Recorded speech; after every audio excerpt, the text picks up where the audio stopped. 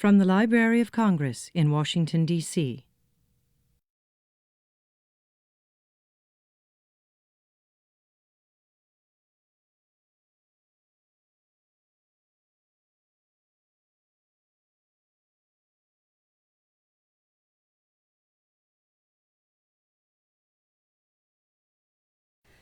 Well, welcome everybody. Thank you for coming today. I'm Fenella France from the Chief of the Preservation Research and Testing Division, and on behalf of Mark Sweeney, the Director of the Preservation Directorate, I'm really glad to have you all here, both on site and those of you who are with us remotely today. This is our 63rd TOPS lecture, and we're delighted to have Amy Brady here. She's going to discuss the Federal Theatre Project, America's first and only nationally subsidized theatre. And she's going to talk about how she used hyperspectral imaging to elucidate the image of some of the FTP most popular performances. With the support of a Mellon Fellowship, this was an award that supports original source dissertation research in the humanities or related social sciences, utilising the technologies available in the Preservation Research and Testing Division. And Amy spent 9 months with us, looking at the Federal Theatre Project. I want to introduce in the front row, and perhaps I'll stand up, Amy Luco and Krista Williford from CLEAR. They'll be available to talk with people after the lecture and be able to tell you a little bit more about the program, because we just want to make people sure that divisions are aware of the availability of this program and how it can help people look at original sources. So the Federal Theatre Project archives more than 500,000 pieces, including Playscripts that were marked up by directors and other personnel. And these had faded over time or had been deliberately erased, and this is some of what Amy will be talking with you about today. So Amy Brady is an instructor at Keene University and a doctoral student at the University of Massachusetts Amherst. She's completing a dissertation that combines textual analyses and performance reconstruction of plays performed for and written by the Federal Theatre Project. Much of her dissertation data was gathered at the Library of Congress thanks to the grant. And in addition, I want to mention that Amy was actually the recipient of the 2012 Centre for Research Libraries Primary Source Award for her Claire Mellon funded research that she undertook here at the library. So we're delighted that she achieved that honour. So without further ado, I will hand over to Amy to talk with you about her project. Okay, everyone can hear me okay? I'm a bit shorter than most of the people I think that usually present at this podium. Great, well, thank you, Fenella. And before I begin talking today, I want to extend some thank yous to a few people and organizations that made the research that I'll be speaking about today possible. First of all, of course, thank you so much to CLEAR, the Mellon Foundation, and the Library of Congress for funding the fellowship that allowed me to spend 9 months here at the library conducting research into the Federal Theatre Project. Specifically at CLEAR, thank you to Amy Luco and to Krista Williford. Here at the Library of Congress, big thanks to Daniel Boomhauer and of course Walter Zvonchenko, who is the curator of the Federal Theatre Project collection in the Music Division, and in the Preservation Research and Testing Division. Of course, thank you to Fenella France, the chief of the division, and to the technician, Megan Hill, who actually worked to create many of the images I'll be talking about today. Also, just in case for a few people who might be watching in today, thank you so much to my dissertation director, Professor Jenny Spencer at the University of Massachusetts.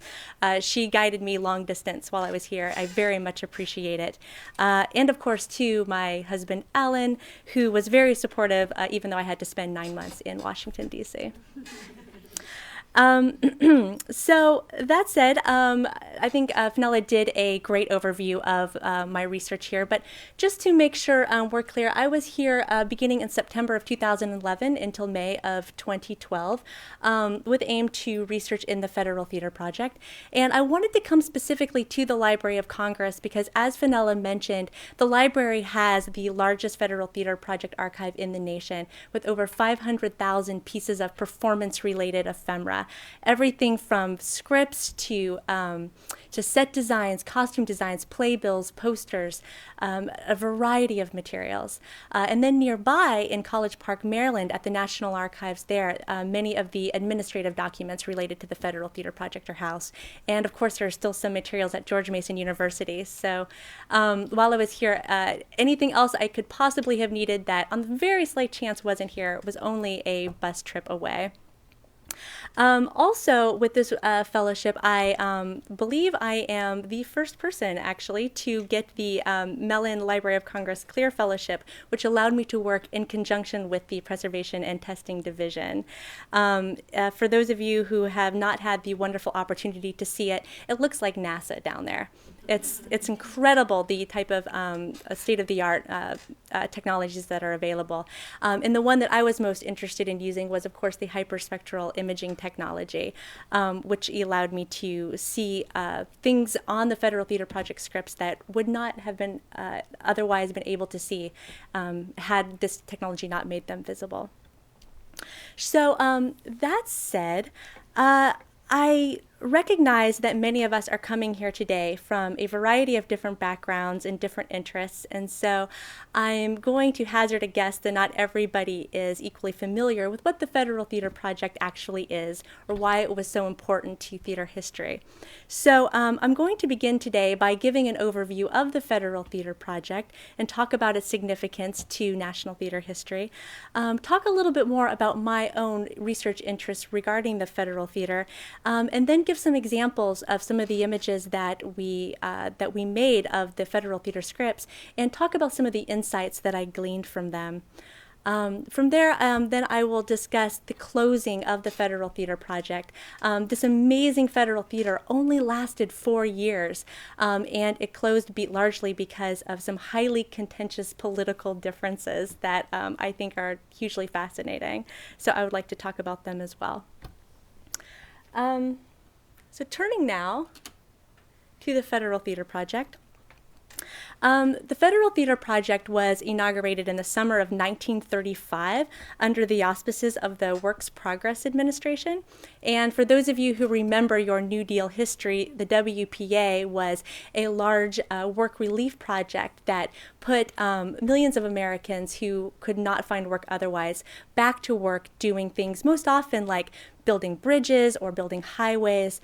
It put some, mostly young men, ages 18 to 25, into America's remote West to preserve large swaths of American land. Much of that preservation has now become our national parks. The head of the WPA was Harry Hopkins. And Harry Hopkins was a man who had always had a lot of sympathy and appreciation for the arts. And most importantly, he recognized that not everybody contributed to American society in the same way. Not everybody could build a highway. In fact, some people contributed to society by writing plays or writing songs or painting murals. And so Chief Harry Hopkins worked to create something called Federal One. Federal One was essentially the artistic arm of the WPA. It was comprised of 4 different arts projects: the Federal Music Project, the Federal Writers Project, the Federal Arts Project, which was essentially visual arts like sculpture or paintings, and then, of course, the Federal Theater Project. Of the 4 projects, the Federal Theater was the largest, the most expensive, and by far the most controversial. But before I talk a little bit more about the specifics of it, I do just want to point out the historical importance of the creation of Federal One. This really marked an almost philosophical shift in thinking about how art should be created in this country. Because if you think about it, the federal government was saying that art had a very important purpose in the role of society, so much so that it wanted to earmark millions of dollars to create it. It was also saying that not just art, but the actual act of making art was a valuable form of work. So valuable, in fact, that the Federal Theater Project alone, in the 4 years of its existence, got earmarked roughly $46 million. In the large scheme of things, even in the 1930s, $46 million for the federal government isn't a tremendous amount of money, but to put it into perspective, in the 1930s, $46 million would have built an American battleship and would have stocked it with ammunition. So again, kind of says something about where our priorities were back then. And I don't think it's too much to say that it's kind of hard to imagine that being done today. So during the 4 years of the Federal Theater Project, the numbers of people that were on its relief roll certainly changed. But at its height, the Federal Theater was employing roughly 13,000 people and was active in 31 different states. And in a moment, I'll talk about how that was possible and what it meant, the fact that the Federal Theater was operating in so many different locations simultaneously. But each of these arts projects needed a national director. For the Federal Theater Project, Harry Hopkins decided to call on an old college friend, Hallie Flanagan. Now, for many reasons, Hallie Flanagan was the ideal candidate for this job. By 1935, she had already made a name for herself in the college art scene. She was the director of the experimental theater at Vassar College. She had also mounted a play of her own that she co-wrote with one of her graduate students called Can You Hear Their Voices?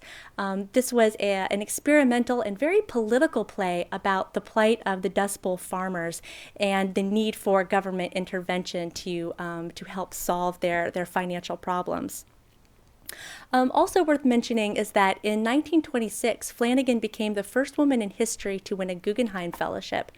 And she used this fellowship to travel throughout Russia and Europe, watching their theater. And ultimately, her experiences there culminated in a book called Shifting Scenes. And in this book, she wrote about how the theater was far more experimental and far more political than anything she'd ever seen on the American stage. And she brought that influence back with her, and it certainly helped guide some of the ideological, political, aesthetic decisions that the Federal Theater Project ultimately made. Hallie Flanagan also had a lot of say in how the Federal Theater was organized. And I think perhaps one of the most telling things about her organizational decisions is in the name of the Federal Theater itself. Because in fact, the Federal Theater, it was called a federal theater and not a national theater. This is important because if you think about the conceptual differences between what a nation is and what a federation is, you can get a better sense of what she had in mind for this nationwide theater. A nation, after all, is, in theory, a single unit, a single construct, working as a unity, perhaps, fueled by a single ideology, where a federation is a grouping of several different units, many of them with their own purposes, their own ideological drives, but they're all sharing and pooling from the same set of resources. And that is essentially what the Federal Theater was. It was operating in several different states at the same time, but they weren't all creating the same types of theater. What Hallie Flanagan wanted them to do was to emphasize what she called local relevance. And what that meant is that she wanted to make sure that those theaters were performing and writing plays that had to do with the people who actually lived in that state. And this is very important when you think about, in the 1930s, the people who were living in, say, Waterloo, Iowa, were having different experiences than people, living in New York City. They also had very different experiences with the theater. And this was theater that was not supposed to appeal just to the fancy, theater types who knew a lot about the history of theater and understood certain experimental techniques. No, this was supposed to be for people who may perchance, by chance had never seen theater before. So in its role as what soon became known as a people's theater, the Federal Theater Project ended up attracting a whole new group of people who had never before gone to see the theater. And many of these people were, in fact, working class people who would not have otherwise been able to afford a theatrical show. To kind of give you a sense of the type of people that were there, I just want to read a quick quote by a critic who was at a show in New York City, actually. And he described the audience thusly. He commented on their pale, strained faces and then said, quote, "A chilling percentage of these audiences are abysmally poor, and their hunger for the art of the theater and their response to the federal theater efforts are really appreciated." End quote. So very different than the fur coat wearing patrons of Broadway of the 1910s and the 1920s. A little bit more about the audience. Here are some statistics that I actually found in the Federal Theater Archives here at the Library of Congress. First off, the audience of the Federal Theater was over 30 million people nationwide in just the course of 4 years. And the second statistic really blew my mind. 65% of them had never before seen a live theatrical performance. And I mean never, not a community theater performance, not a high school performance. In fact, what a lot of theater historians suggest is that the fact that we have community theater now in so many of our small towns and throughout the country was largely because of the Federal Theater Project bringing theater to these people for the first time ever. Also, 60% of the shows were free. And if they were going to charge a fee at all, it was usually around 5 cents. Now, granted, 5 cents doesn't seem like much today, but it really wasn't during the Great Depression either. During the 1930s, theater tickets usually ran between $2 and $4 a show. So this was remarkably cheap, even then.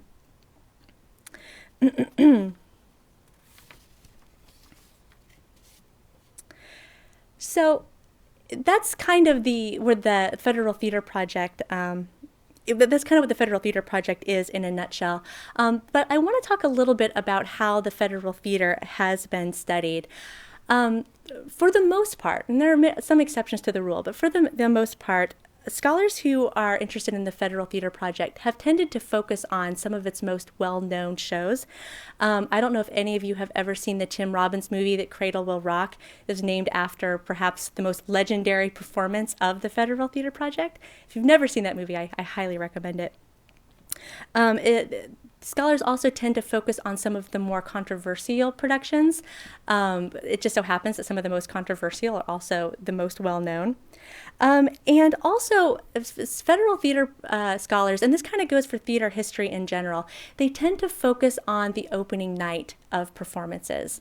And that's not necessarily a bad thing because we get a sense of what the performance was actually like. But what that sort of approach to the study of theater does not give us is an understanding of all the weeks leading up to that performance, so that we can understand not just what happened on opening night, but why certain things happened on opening night. So when I came to the archives, what I wanted to do was just that. I wanted to have a better understanding of not just what happened, not just what these performances looked like and what they were about, but why they got made and the different changes that happened to them over time. One of my favorite quotes from a theater historian that has actually continued to remind me of my purpose and methodological reasoning comes from A.M. Nagler, who wrote this a few decades ago. He said that the field of theater history is still waiting for a methodology that would allow for a scientific approach to theatrical facts. Until then, we remain constrained by the dilettantism and anecdotalism of the pseudo-historians on whose shoulders we stand. Nagler was a bit dramatic in his own right. But I do want to point out that history is not a science, right? It's storytelling, and that story changes depending on who's doing the telling and by which facts that we choose to include. But as I mentioned, there aren't a lot of things that are actually looked at in terms of trying to create these stories. And so what I wanted to do was to take a look at all of the different ephemera related to the Federal Theater Project, including the scripts and the playbills and the production books, to try to contextualize some of the performances. Also at my disposal was the Hyperspectral Imaging unit. And there are, I'm sure, are many people in this room who have a far more scientific understanding of exactly what the Hyperspectral Imaging unit is doing than I do. But here is how I explained it to people who don't have as much experience with hyperspectral imaging. Essentially, this technology is a system that utilizes 13 different light wavelengths to enhance and make visible typed over text and handwritten markings that have been intentionally erased. This makes visible what has long been unreadable to the naked eye. So essentially what this means is that when I was looking through the Federal Theater Project archives, I found a lot of different versions of scripts. And my goal was to try to get back to the original starting point and then look to see how they've evolved over time. Well, luckily, I came across in some instances of scripts that had been marked up by the director or the stage manager with handwritten markings to make changes during rehearsals, often right before the production was supposed to open. Unfortunately, in some cases, the handwritten markings had either faded with time or they had been actively erased for a variety of different reasons. And so therefore, as I said, we couldn't see them. But we ended up imaging 6 different scripts, and for each one, we were actually able to illuminate some of the markings, and I'm going to talk about a few of them right now.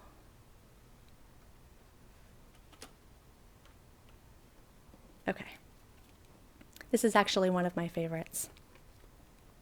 One of the first instances of the hyperspectral imaging that we used was on a play called Class of 29.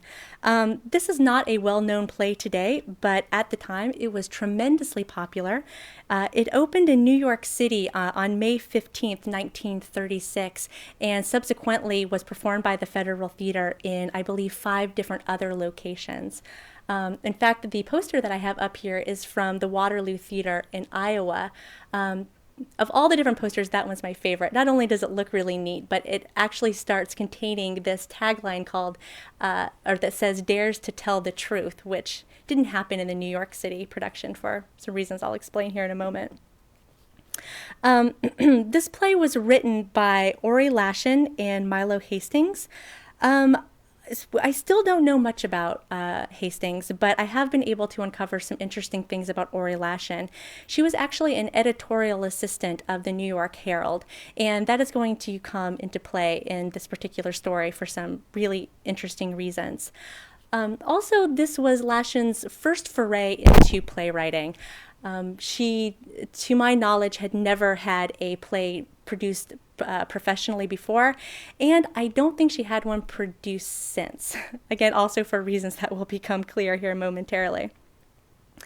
The basic plot of Class of 29 is that it follows 6 college graduates, all of whom graduated from Harvard in 1929 at the dawn of the Depression. And the play takes place in 1935, 6 years after these students were able to graduate. In the 6 years that they had graduated, none of them had been able to find steady work. And all of them were looking for different ways to correct this problem. One of the friends, named Martin, he decided to turn to communism. And throughout the play, he speaks quite often of communism, and in certain instances even tries to convert some of his friends to the cause. Also notable about this play is one of its first scenes wherein Martin gathers up his friends. They're marching around a living room together singing communist work songs. One of his more playful friends ends up grabbing a broom handle and a red flag, ties it to the broom handle, and marches around carrying the red flag of communism. And they go on this way until the father of one of the students actually walks in, sees what's happening to his son and his son's high-class friends, and can't handle it, and calls for an end of the behavior. So like I said, not a whole lot has been written about this play, but when I started looking into how it was received critically, I noticed some really interesting things. And the first was that critics were talking about this play not just after it opened, which is usually the case, but in the weeks leading up to it. And what I discovered is that all of the rehearsals for this play were done behind closed doors. There were no previews, and no critics were allowed to see what was going on, and they would not be allowed to see until the play officially opened in New York. This, of course, caused a lot of controversy. This especially caused a lot of controversy because somebody working on the project leaked to the press that this play was going to be about communism in some ways. So critics had a field day with this, doing a lot of fear-mongering of their own, while other critics and other playwrights were also talking about it in kind of a celebratory manner, like, holy cow, the federal theater, or a federally funded theater project is actually going to talk about communism. This is amazing. Well, to give you an example of how people were talking about this, I want to give you a quote from a critic from the New York Sun. This is from about 3 weeks before the project opened. The critic writes, quote, "Directors of the project have been loath to permit the public to see it, realizing that its philosophy is so communistic and at the same time so anti-administration that violent attacks from Washington as well as from taxpayers would result." End quote. So there was a lot of controversy around this. Here's what is also very interesting about this play. When it finally opened, critics were surprised at how unradical it actually was. The first scene that had been leaked to the press about carrying the red flag was still there, but it had a kind of almost comic tone to it. Weirder yet, Martin the communist seemed to be strangely neutralized.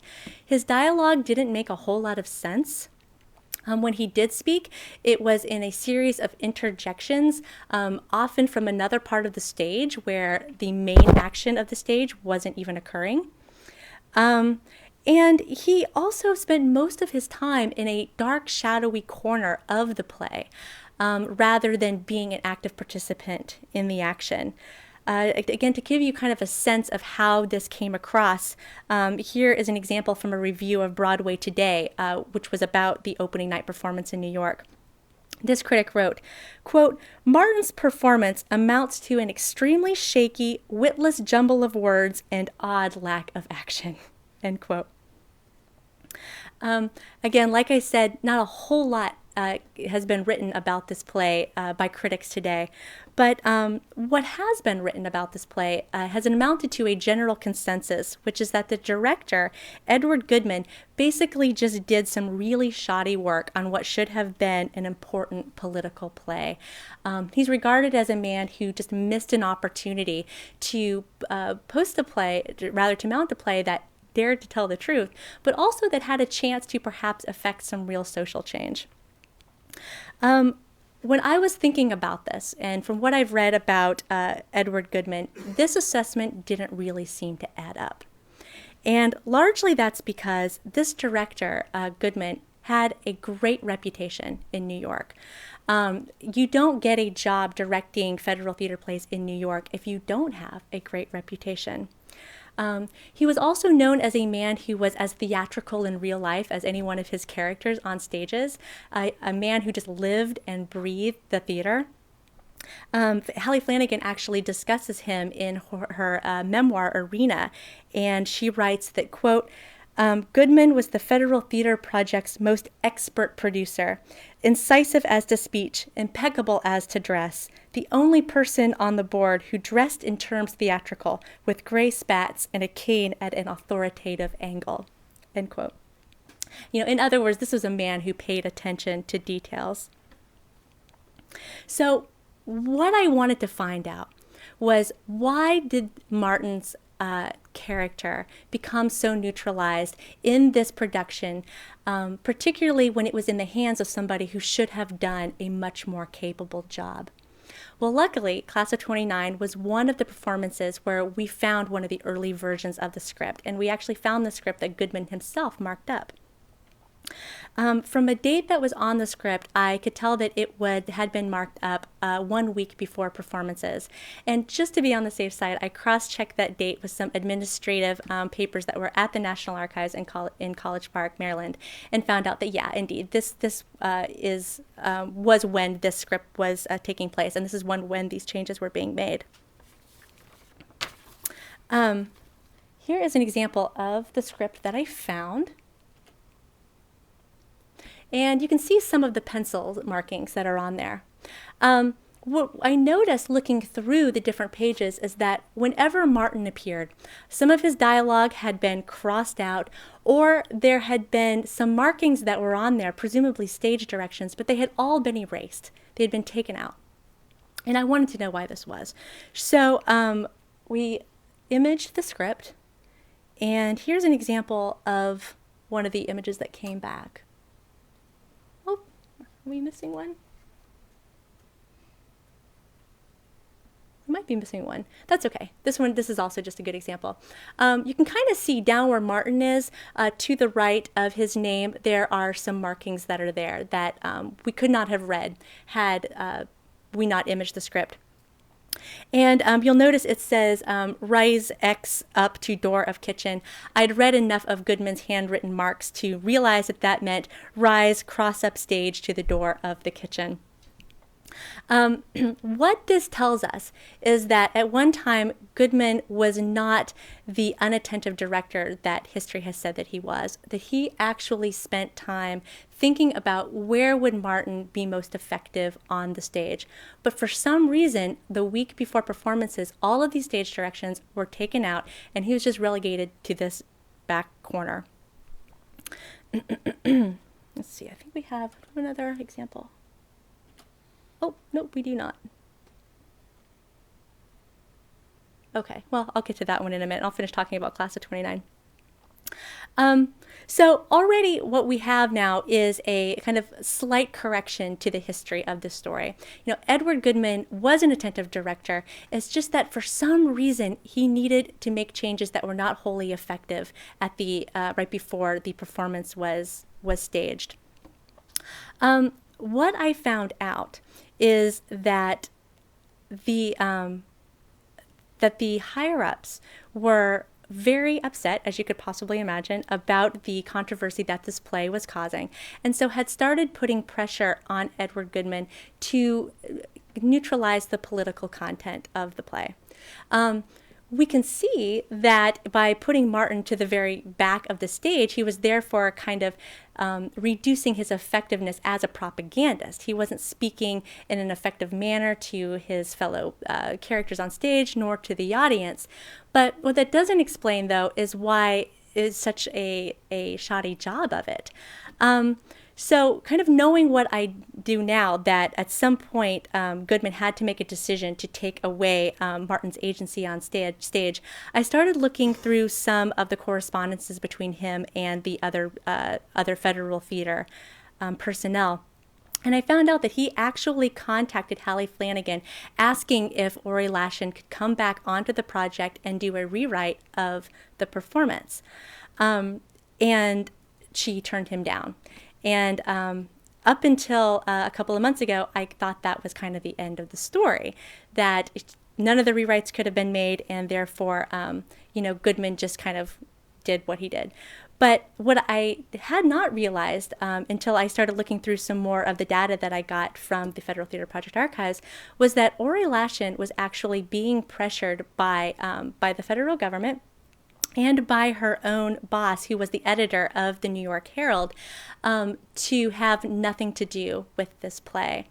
I found an interview that was done with her that was actually published in the New York Herald, wherein she ended up renouncing the play altogether, said that she regretted even writing it, particularly that first scene, and that she regrets any of the controversy that she put her boss or her paper through. And to be fair to Lashin, the New York Herald was getting comments such as, "You are a traitor to the Fourth Estate. How dare you have any sort of political bias whatsoever." And ultimately she ended up refusing to come back on the project, but she did not do so until 2 days before this play was supposed to open. And so Edward Goodman, being a good director but not a playwright, ended up taking out all of the stage directions for Martin, relegating him to an ineffective spot on stage, and ultimately let his play open when it wasn't quite ready to be opened. Interesting enough, when this play was picked up later by other cities, there were federal theater playwrights who were allowed to work with the script to mold it, to make it a little bit more effective, a little bit more coherent, to give Martin something to do other than sit in the dark and just shout randomly. But that first scene, the one with the flag and the broom handle, it was actually taken out altogether. Which is interesting because then that's when the tagline, "The play dares to tell the truth," was actually attributed to the publicity materials. So it's really interesting. Where are you on time? Okay. So that was some fascinating history that I found out about the class of 29. I want to talk briefly about a couple of other plays because the information that we found generated some different results. This is a play called Return to Death. It was a play that was done completely by an African-American company. It was performed only once in Holyoke, Massachusetts. And what is really interesting about this play is that it was actually a winner of a playwriting contest that the Federal Theater Project held for all of Roosevelt's CCC boys. The CCC boys were the young men that were working on the Civilian Conservation Corps, preserving American land. And Hallie Flanagan had a real interest in these young men. She wanted to educate them in theater and, more importantly, kind of get them interested in contributing to the theater themselves. So she held these playwriting contests, and this was one of the winners. What is also interesting about this play is that, again, it hasn't been discussed too much in contemporary scholarship, largely because most people don't know anything about it. But when it is mentioned, it's usually written off in a couple of sentences, usually in collections about African American theater history, as a play that presented African American life two-dimensionally, stereotypically, and not wholly accurately. Well, this was also a really interesting bit of history for me because especially after reading Hallie Flanagan's memoir, Arena, I had a sense that the Federal Theater Project actually wanted to encourage new plays by African American writers that actually depicted the lived experiences of African Americans. And they had a lot of success with African American theater, particularly all through the Jim Crow South, where theaters were still very much racially segregated, both on stage and in terms of the audiences. And the Federal Theater was trying to overcome this. So the fact that they would actively produce a play that that people said, even at the time that it was produced, that it was two-dimensional was really interesting to me. So as with Class of 29, I went to look to see if there are earlier versions of the script to try to see what had happened to this play over time. And ultimately, I was able to find an earlier version of the script. But if you'll notice, even the earliest version that we found, much of the writing had been crossed out. And this is just an example. So we imaged the script and we were able to discover what was written underneath it. And it really wasn't pleasant what we found underneath it. Much of the language was in what this playwright considered to be African American dialect, and you can see, unfortunately, that some of the language is very racially insensitive.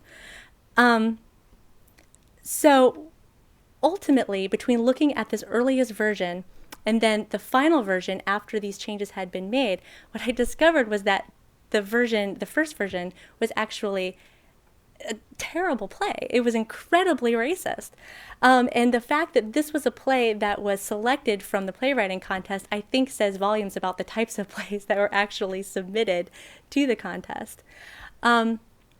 And looking at why this play was chosen, though, it was mostly because of its three-act form. It could have been acted by a smaller company.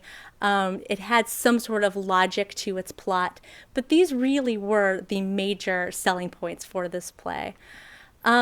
So what had happened is that the Federal Theater Project ended up hiring John Wexley, who had already made a name for himself as a radical playwright by this time. He had written a lot of plays about African American experience in America, talked a lot about racism and the injustices of economic disparity, particularly among marginalized people. And he came in, he made a lot of these changes, and ultimately the play that was performed was one that, yes, most critics agree still was not a great play, but was a far better version than what the original actually shows. Interestingly enough, this is kind of an interesting footnote to history, I think. John Wexley ended up going on to becoming a screenwriter for Warner Brothers, and in the 1940s and 50s was actually blacklisted by Hollywood under McCarthy. Not just because of his role on the Federal Theater Project, but this didn't help.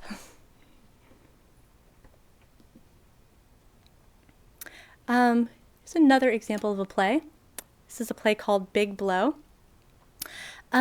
Big Blow was a play that was performed during the last 6 months of the Federal Theater Project's existence. It was one of the most popular of the Federal Theater Project productions. It was performed in many cities. In each city, it had huge sales. And this is a really interesting thing to note, too, is that in 1939, this radio company called NBC was thinking about creating television. And so it wanted to actually film some of the Federal Theater Project shows for some of its first ever televised broadcasts. And Big Blow was selected to be one of them.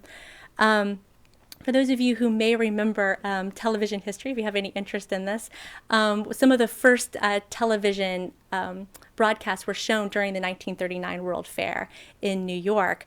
However, the Federal Theater Project ended in June of 1939 before the World Fair, and so Big Blow was never filmed, tragically, and it was never actually shown. I don't think any Federal Theater show was ever actually shown on television. But the question remains, though, is why was this play so hugely successful, and why was NBC so interested in it as a visual medium? Well, one of the answers is that during the third act, Big Blow, which is about poverty in southern Florida, there is a huge hurricane that comes through, and it's a melodramatic play. And so the purpose of this hurricane, the plot purpose of this hurricane, is that it brings a lot of people who have a lot of differences about class, about race, about gender together, and they all agree, okay, we need to work together if we're going to overcome some of our problems. So it's a melodramatic play. But what reviews often say of this play is that it was like sitting in a hurricane itself, that it was so realistic on stage that there were actually a few people that had to leave during the scene because they were so worried about being caught up in this event. Well, I was really fascinated by this because, if any of you guys have ever seen, say, The Wizard of Oz, which was also a movie during the 1939, you can kind of look at what that tornado looked like, okay? And that's what people could do with film. Well, we have a staged medium. You can't have the film of a tornado. How do you make a hurricane feel real? Well, I wanted to figure this out. So I ended up looking through much of the documents related to Big Blow in the Federal Archive, and I really couldn't find any sort of production book, any sort of tech manual that actually said how they tried to create the effects of a hurricane. I was about to give up when I ended up finding a production book in a box that wasn't marked Big Blow. It was just marked production books from plays in New York City. And it just so happened that there was one for Big Blow in it. And inside this production book was a script that had been marked up by the director and the head stagehand who created a lot of the effects. And in this case, a lot of the markings that were on there weren't erased. They had just simply faded in time. They hadn't been written in graphite very deeply. And so we imaged the script, and what happened is we noticed a few markings started to show up that at least give us a cue or a starting point to examining how the hurricane was created. For example, here, this is in Act 3. Up, you can see in the upper right-hand corner, it says spotlight shakes. Here's the next, another one, a sound blower at high, and then blackout. And then down here it says G4. That was actually a lighting cue. Having these different markings on here allowed me to kind of cross-check this information with information that I had about other productions. The Federal Theater Project tended to use a similar coding system for their tech hands from show to show, so I had a sense of what G4 meant and what sound blowers were available. But it's really interesting getting a chance to see how they use these technologies that might have just depicted, or rather how they use technologies that were used to show a certain emotion in certain productions were suddenly used to create a hurricane in other productions. So it's fascinating. Okay.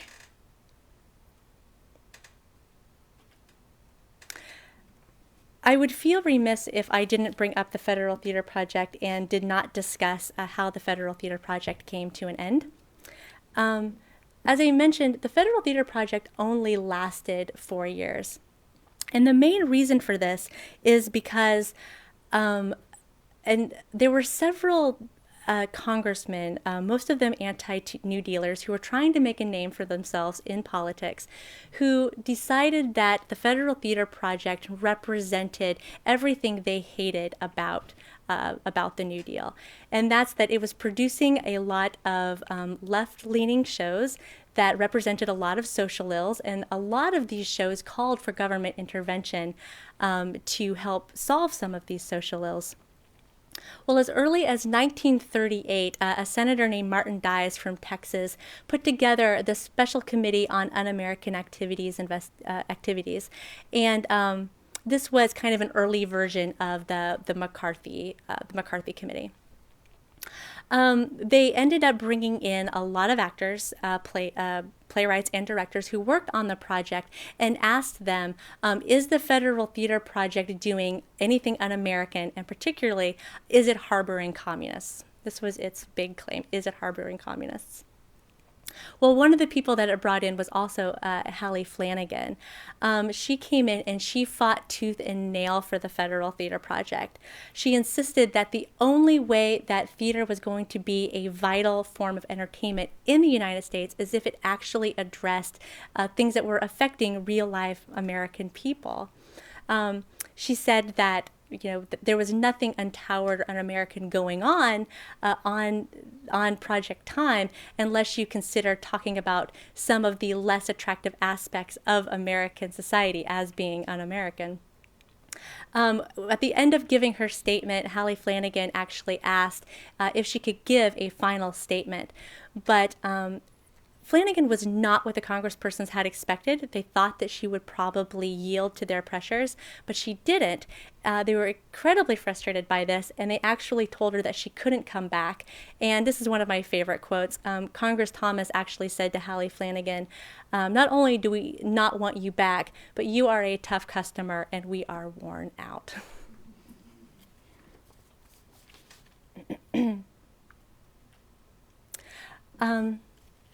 But in its 4 short years, the Federal Theater Project still had a tremendous influence on the course of American theater. And when I came to the Library of Congress, I wanted to not just kind of understand some of these more micro histories that I was talking about today, but I wanted to I wanted to discover what are some concrete things that the Federal Theater Project did that helped American theater, not just in the 1930s, but helped kind of pave a way for American theater after the Depression. And what I came away thinking is that ultimately the Federal Theater saved American theater. And I believe that because of these things. For one, it kept several theater spaces open and operating. And some people forget that the Federal Theater, it didn't just hire people to work on its projects. It also paid the people who owned theater spaces to keep them open so that these people who were writing and producing plays had a place to perform. And this was incredibly important because a large percentage of theaters during the 1930s, even on Broadway, had gone dark. So this helped save the jobs of the people who owned the theater spaces and actually kept the theater spaces open. It also allowed theater practitioners to continue practicing their craft. In other art forms that were not necessarily funded by the federal government, we see a large dip in the production of art. But theater is not one of them. We actually see more new plays, new American plays being written during the Federal Theater Project than in the 2 decades leading up to the Great Depression. It also encouraged new playwrights to develop new plays. We have a much larger American dramatic catalog thanks to the Federal Theater Project. It also popularized experimental and avant-garde theater techniques. And this is actually really interesting to me because the only thing you really had to do to get on the relief rolls for the Federal Theater Project is to prove that you had some experience with the theater previously. So many of the people that were coming to the Federal Theater Project had been people who were working kind of on the fringes of theater production, very experimental-minded people. Well, when they came to the Federal Theater Project, suddenly they were writing and creating plays that would reach out to over 30 million people. And so a lot of these techniques that were considered avant-garde suddenly became mainstream. The Federal Theater Project became a people's art by bringing it to the masses and by staging experiences lived by those audiences. Again, a people's art in the sense that theater suddenly became a form of entertainment for everybody, not just the economic elite. And then lastly, it served as a groundswell of African American theater by bringing Black artists together and by encouraging original and experimental work, even with the sometimes less than ideal experiences of return to death.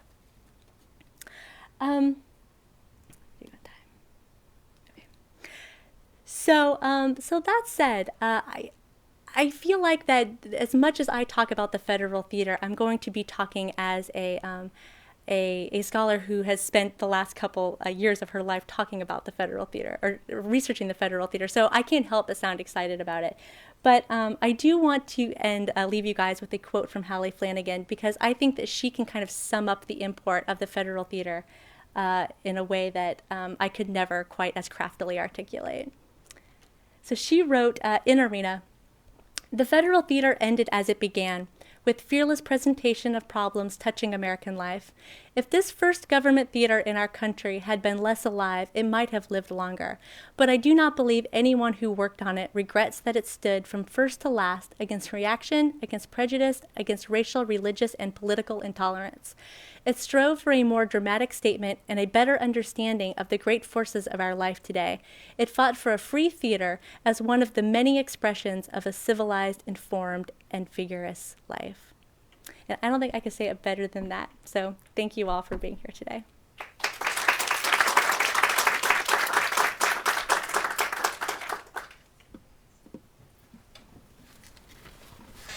So I think you'll all agree that the way that this has been presented, it's really, really very exciting in terms of the journey to come to an event and all of the things that surround that. I'm going to open it up. Does anyone have any questions for Amy about the Federal Theatre Project?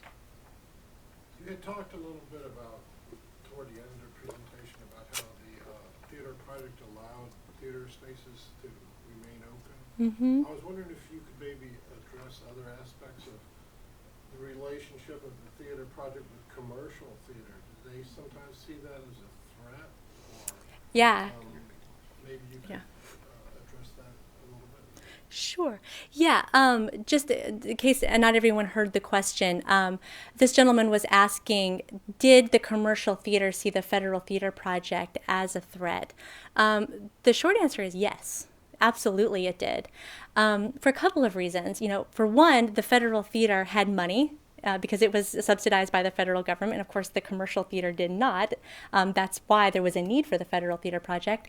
Also, the Federal Theater Project were hiring union actors and playwrights, people that the commercial theater had long relied on.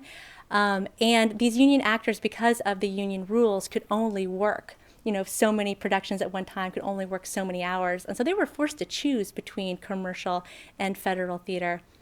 But one of the ways that the federal theater kind of circumvented this issue was that it focused on the types of plays that the commercial theater really had no interest in performing.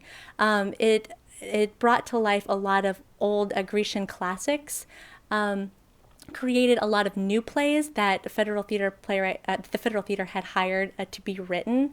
And also it was attracting, by attracting these working class people to its theaters, it was reaching out to an entirely different audience.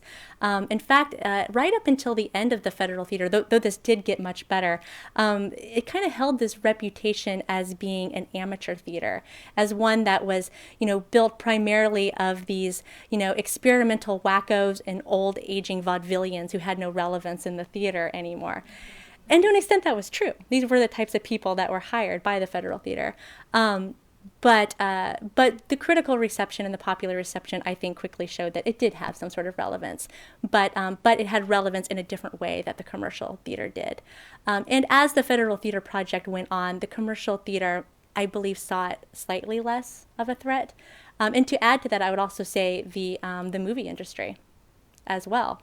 There was still a kind of not quite a war, but there was still just kind of this conflict over audiences between the burgeoning film industry, which is still fairly new in the 1930s, and the American theater.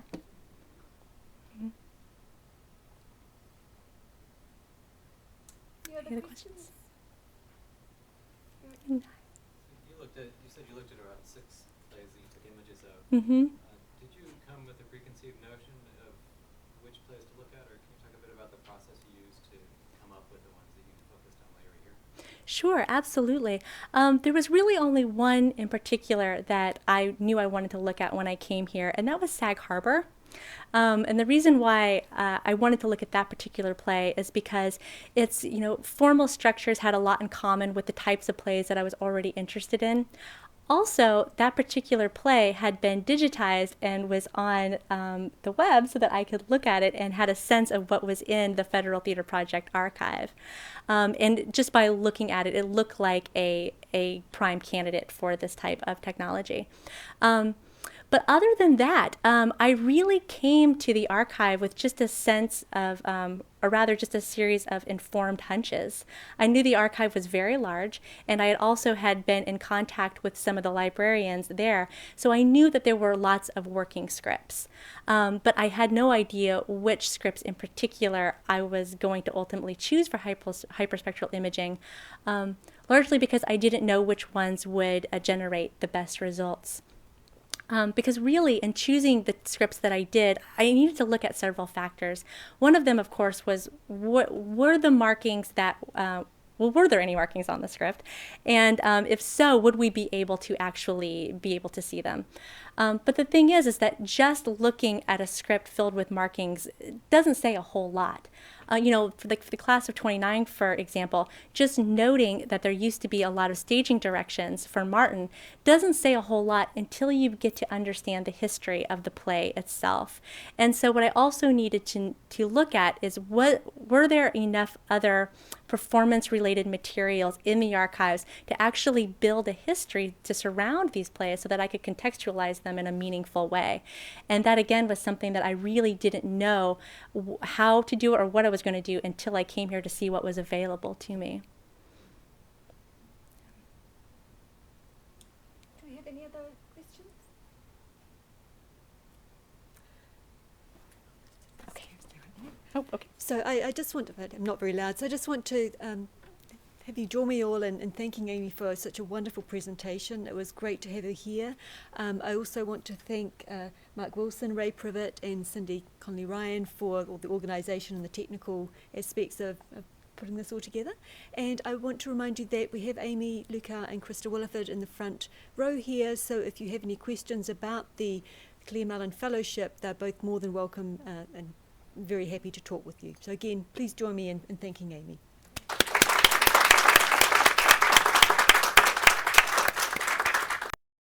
This has been a presentation of the Library of Congress.